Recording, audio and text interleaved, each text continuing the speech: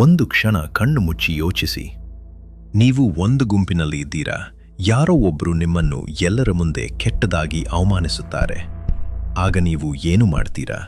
ಆ ಕ್ಷಣದಲ್ಲಿ ನಿಮ್ಮ ಮೆದುಳು ಸ್ಟ್ರೆಸ್ ಹಾರ್ಮೋನ್ ಕಾರ್ಟಿಸಾಲ್ನಿಂದ ತುಂಬಿರುತ್ತದೆ. ನೀವು ಕೊಡುವ ಪ್ರತಿಕ್ರಿಯೆ ಬುದ್ಧಿಯಿಂದ ಅಲ್ಲ, ಭಯ ಅಥವಾ ಅಹಂಕಾರದಿಂದ ಬರುತ್ತದೆ. ಆ ಕ್ಷಣ ನೀವು ಕೋಪದಲ್ಲಿ ರಿಯಾಕ್ಟ್ ಮಾಡಿದ್ರೆ ನೀವು ಅವರ ಟ್ರ್ಯಾಪ್ಗೆ ಬಿದ್ದಂತೆ. ಯಾಕೆಂದ್ರೆ ಅವರಿಗೆ ಬೇಕಾಗಿರುವುದು ನಿಮ್ಮ ಇಮೋಷನಲ್ ವೀಕ್ನೆಸ್. ಆದರೆ ಅದೇ ಕ್ಷಣದಲ್ಲಿ ನೀವು ಮೌನವಾಗಿದ್ರೆ, ನಿಮ್ಮನ್ನು ನಿಂದಿಸಿದವರ ಕಣ್ಣಲ್ಲಿ ಕಣ್ಣು ಇಟ್ಟು ನೀವು ಶಾಂತವಾಗಿ ನಿಂತರೆ, ನಿಮ್ಮ ಮೌನವೇ ಅವರ ಮೇಲೆ ದೊಡ್ಡ ಪ್ರಭಾವ ಬೀರುತ್ತದೆ. ಇದು ಸಿನಿಮಾ ಡೈಲಾಗ್ ಅಲ್ಲ, ಇದು ಬುದ್ಧನ ಬೋಧನೆಯ ಒಂದು ಗಾಢ ಸತ್ಯ. ಇಂದು ನಾನು ನಿಮಗೆ ಬುದ್ಧನ ಮೌನದ 4 ಶಕ್ತಿಶಾಲಿ ಟೆಕ್ನಿಕ್ಸ್ ಹೇಳಲಿದ್ದೇನೆ. ಇವು ಕೇವಲ ತತ್ವಶಾಸ್ತ್ರ ಅಲ್ಲ, ಸೈನ್ಸ್ ಸಾಬೀತು ಮಾಡಿದ ನಿಮ್ಮ ದೈನಂದಿನ ಜೀವನದಲ್ಲಿ ಇಂದೇ ಅಳವಡಿಸಬಹುದಾದ ಟೆಕ್ನಿಕ್ಸ್. ಮತ್ತು ಕೊನೆಯ ಟೆಕ್ನಿಕ್ ನಿಮ್ಮ ಮೆದುಳನ್ನು ಸಂಪೂರ್ಣ ಬದಲಾಯಿಸಲಿದೆ. ಅದನ್ನು ಮಿಸ್ ಮಾಡಬೇಡಿ.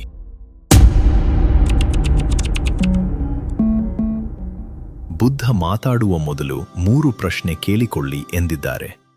ಈ ಮಾತು ಸತ್ಯವಾ? ಈ ಮಾತು ಉಪಯುಕ್ತವಾ?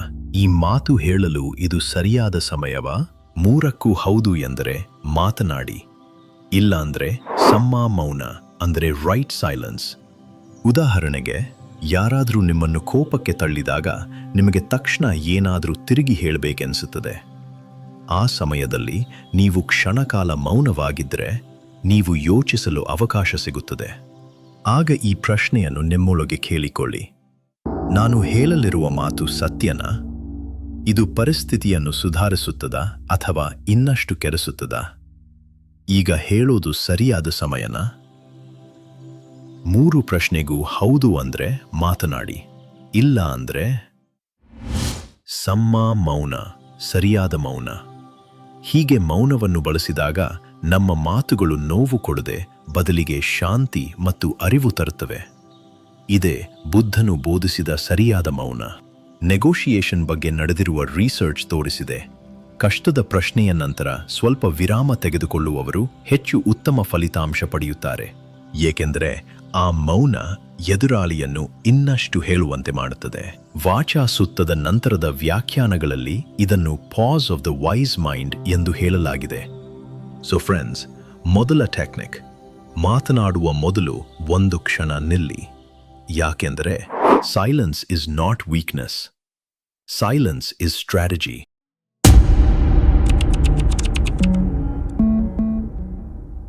ಒಮ್ಮೆ ವಚ್ಚಗೊಟ್ಟ ಎಂಬ ಅಲೆಮಾರಿ ಸನ್ಯಾಸಿ ಬುದ್ಧನ ಬಳಿ ಬಂದ. ಅವನು ಕೇಳಿದ, ಭಗವಾನ್, ನಿಮಗೆ ಆತ್ಮ ಇದೆಯಾ? ಬುದ್ಧ ಮೌನ.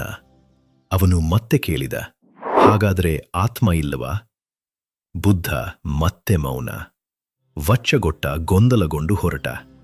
ಆಗ ಬುದ್ಧನ ಪ್ರಿಯ ಶಿಷ್ಯ ಆನಂದ ಕೇಳಿದ, ಭಗವಾನ್, ನೀವು ಏಕೆ ಉತ್ತರ ಕೊಡಲಿಲ್ಲ? ಬುದ್ಧ ಹೇಳಿದ್ರು, ಆನಂದ, ಆತ್ಮ ಇದೆ ಎಂದಿದ್ದರೆ ಅವನು ಅಹಂಕಾರದ ಬಲೆಯಲ್ಲಿ ಸಿಲುಕುತ್ತಿದ್ದ. ಆತ್ಮ ಇಲ್ಲ ಎಂದಿದ್ದರೆ ಅವನು ಶೂನ್ಯತೆಯ ಭಯದಲ್ಲಿ ಮುಳುಗುತ್ತಿದ್ದ. ಮೌನವೇ ಸತ್ಯ. ಯೋಚಿಸಿ ಸ್ನೇಹಿತರೆ, ಜಗತ್ತಿನ ಅತ್ಯಂತ ಜ್ಞಾನಿ ಮನುಷ್ಯ ಮೌನ ತಾಳಿದ. ಏಕೆಂದರೆ ಮೌನ ಸೋಲಲ್ಲ, ಮೌನ ಹೈಯೆಸ್ಟ್ ಪ್ರಿಸಿಷನ್. ಪಾಲಿ ಭಾಷೆಯಲ್ಲಿ ಇದನ್ನು ಅವ್ಯಾಕತ ಎನ್ನುತ್ತಾರೆ, ಅಂದರೆ ಉತ್ತರಿಸದೆ ಬಿಟ್ಟ ಪ್ರಶ್ನೆ. ಬುದ್ಧ ಉದ್ದೇಶಪೂರ್ವಕವಾಗಿ ಮೌನ ತಾಳಿದರು. ಸಂಘರ್ಷಗಳ ಬಗ್ಗೆ ನಡೆದಿರುವ ಅಧ್ಯಯನಗಳು ತೋರಿಸುತ್ತವೆ, ಒಬ್ಬ ವ್ಯಕ್ತಿ ಪ್ರಚೋದನಾತ್ಮಕ ಮಾತುಗಳಿಗೆ ಪ್ರತಿಕ್ರಿಯೆ ನೀಡುವುದನ್ನು ನಿಲ್ಲಿಸಿದಾಗ ಒತ್ತಡ ಸಾಮಾನ್ಯವಾಗಿ ಕಡಿಮೆಯಾಗುತ್ತದೆ. ಏಕೆಂದರೆ ಫೀಡ್ಬ್ಯಾಕ್ ಲೂಪ್ ಮುರಿದು ಹೋಗುತ್ತದೆ. ಇದೇ ಬುದ್ಧನ ಆಳವಾದ ಒಳನೋಟ. 2ನೇ ಟೆಕ್ನಿಕ್ ಅನ್ನು 1 ಸಾರದಲ್ಲಿ ಹೇಳಬೇಕು ಅಂದ್ರೆ, ಮಾತು ಸ್ಪಷ್ಟತೆಯನ್ನು ತರಲಾರದೆ ಇದ್ದಾಗ ಅತ್ಯಂತ ಜಾಣತನದ ಹೆಜ್ಜೆ ಅಂದ್ರೆ ಮೌನಕ್ಕೆ ಮರಳುವುದು.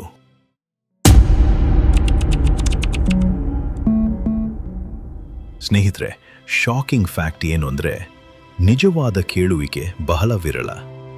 ಯಾಕೆಂದ್ರೆ ಬಹುತೇಕ ಸಮಯದಲ್ಲಿ ನಮ್ಮ ಮನಸ್ಸು ಎದುರಾಳಿಯ ಮಾತನ್ನು ನಿಜವಾಗಿ ಕೇಳುವುದಕ್ಕಿಂತ ಅವರಿಗೆ ಉತ್ತರ ಏನು ಕೊಡಬೇಕು ಎಂದು ಮೊದಲೇ ತಯಾರಿಸುವುದರಲ್ಲಿ ನಿರತವಾಗಿರುತ್ತದೆ. ಆದ್ದರಿಂದ ಅವರ ನೋವಿನ ಜೊತೆ ನಿಜವಾಗಿ ಇರಲು, ಅದನ್ನು ಅನುಭವಿಸಲು ನಾವು ಬಹುಶಃ ಸಾಧ್ಯವಾಗುವುದಿಲ್ಲ. ಇದಕ್ಕೆ ಬುದ್ಧನು ಸತಿಪಟ್ಠಾನ ಸುತ್ತದಲ್ಲಿ ಒಂದು ಆಳವಾದ ಮಾರ್ಗವನ್ನು ಹೇಳುತ್ತಾರೆ. ನಾವು ಕೇಳಿಸಿಕೊಳ್ಳುವಾಗ ಇದು ಶಬ್ದ ಎಂದು ಮಾತ್ರ ಗಮನಿಸಬೇಕು. ಅಂದರೆ ಆ ಮಾತು ನಮಗೆ ಇಷ್ಟವೋ ಅನಿಷ್ಟವೋ ಎಂದು ತಕ್ಷಣ ತೀರ್ಮಾನ ಮಾಡದೆ, ಪ್ರತಿಕ್ರಿಯೆ ಕೊಡಲು ಆತುರಪಡದೆ, ಶಾಂತವಾಗಿ ಮೌನದಿಂದ ಕೇಳಬೇಕು. ಹೀಗೆ ಕೇಳಲು ಕಲಿತಾಗ ನಾವು ಕೇವಲ ಮಾತುಗಳನ್ನು ಮಾತ್ರವಲ್ಲ, ವ್ಯಕ್ತಿಯ ಭಾವನೆಗಳನ್ನು ಕೂಡ ಸ್ಪಷ್ಟವಾಗಿ ಅರ್ಥ ಮಾಡಿಕೊಳ್ಳಲು ಪ್ರಾರಂಭಿಸುತ್ತೇವೆ. ಯಾರಾದರೂ ನಿಮ್ಮ ಮೇಲೆ ಕೋಪಗೊಂಡಿರುವಾಗ ಇದನ್ನು ನೀವು ಬಳಸಬಹುದು. ಅವರ ಮಾತನ್ನು ಮಧ್ಯದಲ್ಲಿ ಅಡ್ಡಿಪಡಿಸಬೇಡಿ. ತಕ್ಷಣವೇ ವಿವರಿಸಲು ಅಥವಾ ನಿಮ್ಮನ್ನು ಸಮರ್ಥಿಸಿಕೊಳ್ಳಲು ಧಾವಿಸಬೇಡಿ.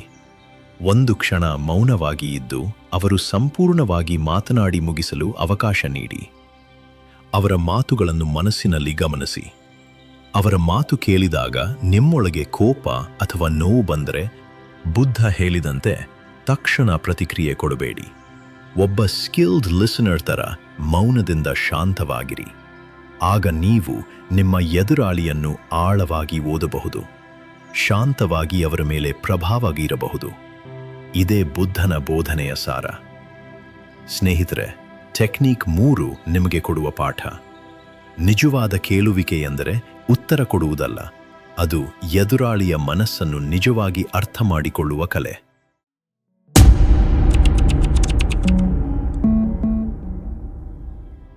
ನಿಮಗೆ ನಂಬಲಾರದ ಒಂದು ಸತ್ಯ ಹೇಳ. ಮೌನ ಎಂದರೆ ಶಾಂತಿಯಲ್ಲ. ಹೌದು, ಶಾಂತಿಯಲ್ಲ. ಮೌನ ಎಂದರೆ ನಿಮ್ಮ ಮನಸ್ಸಿನ ನಿಜ ಸ್ಥಿತಿ. ಬುದ್ಧರು ಸತಿಪಥಾನ ಸೂತ್ತದಲ್ಲಿ ಹೇಳ್ತಾರೆ, ಮನಸ್ಸನ್ನು ಹಾಗೆಯೇ ಗಮನಿಸು, ಕಂಟ್ರೋಲ್ ಮಾಡಬೇಡಿ, ಅಬ್ಸರ್ವ್ ಮಾಡಿ. ನೀವು ಮೌನದಲ್ಲಿ ಕೂತಾಗ ಹೊರಗಿನ ಶಬ್ದ ನಿಲ್ಲುತ್ತದೆ, ಆದರೆ ಒಳಗೆ ಯೋಚನೆಗಳು, ನೆನಪುಗಳು, ಭಾವನೆಗಳು ಮೇಲಕ್ಕೆ ಬರುತ್ತವೆ. ಇದು ನ್ಯೂರೋಸೈನ್ಸ್ ಪ್ರಕಾರ ಸಹಜ. ಮಾರ್ಕಸ್ ರೈಕಲ್ ಕಂಡುಹಿಡಿದಂತೆ ಐಡಲ್ ಆಗಿದ್ದಾಗ ಬ್ರೈನ್ನಲ್ಲಿ ಡಿಫಾಲ್ಟ್ ಮೋಡ್ ನೆಟ್ವರ್ಕ್ ಆಕ್ಟಿವೇಟ್ ಆಗುತ್ತದೆ. ಇದು ಅನ್ರಿಸಾಲ್ವ್ಡ್ ಥಾಟ್ಸ್ ಮತ್ತು ಪ್ಯಾಸ್ಟ್ ಮೆಮೊರೀಸ್ ಅನ್ನು ಹೊರತೆಗೆದು ತೋರಿಸುತ್ತದೆ. ಇಲ್ಲಿ ಡಾರ್ಕ್ ಟ್ರೂತ್ ಏನು ಅಂದ್ರೆ, ಮೌನ ಸಮಸ್ಯೆ ಸೃಷ್ಟಿಸುವುದಿಲ್ಲ, ಮೌನ ಇರುವ ಸಮಸ್ಯೆಯನ್ನು ಗೋಚರ ಮಾಡುತ್ತದೆ. ಬುದ್ಧರು ಅನಪನಸಾತಿ ಸೂತಾನಲ್ಲಿ ಹೇಳ್ತಾರೆ, ಉಸಿರಿನ ಮೇಲೆ ಗಮನ ಇಡಿ. ಉಸಿರಿನ ಮೇಲೆ ಯಾಕೆ ಎಂದು ಗೊತ್ತಾ? ನೀವು ಉಸಿರನ್ನು ಅಬ್ಸರ್ವ್ ಮಾಡುತ್ತಿದ್ದರೆ ಥಾಟ್ಸ್ ಬರುತ್ತವೆ, ಹೋಗುತ್ತವೆ. ನೀವು ಅವನ್ನು ನೋಡಲು ಸಾಧ್ಯವಾಗುವುದು ಉಸಿರಿನ ಮೇಲೆ ಇಡುವ ಗಮನದಿಂದ. ಆ ಗಮನದಿಂದ ಒಂದು ಅಂತರ ಉಂಟಾಗುತ್ತದೆ. ಪ್ರಖ್ಯಾತ ಸೈಕಾಲಜಿಸ್ಟ್ ಡ್ಯಾನಿಯಲ್ ವೆಗ್ನರ್ ಪ್ರಕಾರ, ಯೋಚನೆಗಳನ್ನು ಫೋರ್ಸ್ ಮಾಡಿ ನಿಲ್ಲಿಸಲು ಪ್ರಯತ್ನಿಸಿದರೆ ಅವು ಹೆಚ್ಚಾಗುತ್ತವೆ. ಅಚ್ಚರಿಯ ಸಂಗತಿ ಎಂದರೆ, ನೀವು ಥಾಟ್ಸ್ನಿಂದ ಸಮಸ್ಯೆ ಅನುಭವಿಸುವುದಿಲ್ಲ, ನೀವು ಅವನ್ನು ಹಿಡಿದುಕೊಳ್ಳುವುದರಿಂದ ಸಮಸ್ಯೆ ಉಂಟಾಗುತ್ತದೆ. ಮೌನದಲ್ಲಿ ಇದ್ದಾಗ ಆರಂಭದಲ್ಲಿ ಹೆಚ್ಚು ಯೋಚನೆ ಕಾಣಿಸುತ್ತದೆ, ಆದರೆ ಅಬ್ಸರ್ವೇಷನ್ ಮುಂದುವರಿದರೆ ಥಾಟ್ಸ್ ಮತ್ತು ಇಮೋಷನ್ಸ್ ಶಕ್ತಿ ಕಳೆದುಕೊಳ್ಳುತ್ತವೆ. ಇದು ಶಾಂತಿ ಬಂದಂತಲ್ಲ, ಇದು ನಿಮ್ಮ ಗೊಂದಲ ಕಡಿಮೆಯಾಗುತ್ತಿರುವ ಸೂಚನೆ. ಟೆಕ್ನಿಕ್ 4 ಕಳಿಸಿದ ಪಾಠ: ಮೌನ ಶಾಂತಿ ಕೊಡೋದಿಲ್ಲ, ಮೌನ ಗೊಂದಲವನ್ನು ತೆಗೆದುಹಾಕುತ್ತದೆ. ಅದಾದ ನಂತರ ಉಳಿಯುವುದೇ ಸ್ಥಿರತೆ. ಇಂದು ನಾವು ಕಲಿತದ್ದು ಟೆಕ್ನಿಕ್ 1: ಮಾತನಾಡುವ ಮೊದಲು 1 ಕ್ಷಣ ನಿಲ್ಲಿ. ನಿಮ್ಮ 1 ಕ್ಷಣದ ವಿರಾಮ ದೊಡ್ಡ ತಪ್ಪನ್ನು ತಪ್ಪಿಸುತ್ತದೆ. ಟೆಕ್ನಿಕ್ 2: ಮಾತು ಗೊಂದಲ ಹೆಚ್ಚಿಸಿದರೆ ಮೌನವಾಗಿರಿ. ಎಲ್ಲ ಸಂದರ್ಭದಲ್ಲೂ ಮಾತು ಪರಿಹಾರ ಅಲ್ಲ. ಟೆಕ್ನಿಕ್ 3: ಆಳವಾಗಿ ಕೇಳಲು ಮೌನ ಬಳಸಿ. ಮೌನದಲ್ಲೇ ನಿಜವಾದ ಅರ್ಥ ಸಿಕ್ಕುತ್ತದೆ. ಟೆಕ್ನಿಕ್ 4: ಮನಸ್ಸನ್ನು ಶಾಂತಗೊಳಿಸಲು ಮೌನ ಬಳಸಿ. ಮೌನವೇ ಒಳಗಿನ ಶಾಂತಿಯ ದಾರಿ. ಕಮೆಂಟ್ನಲ್ಲಿ ಒಂದೇ ಒಂದು ಪದ ಟೈಪ್ ಮಾಡಿ, ಮೌನ. ಮತ್ತು ಈ 4 ಟೆಕ್ನಿಕ್ಸ್ನಲ್ಲಿ ನಿಮಗೆ ಅತ್ಯಂತ ಅಗತ್ಯ ಎನ್ನಿಸಿದ್ದು ಯಾವುದು ಎಂದು ಹೇಳಿ.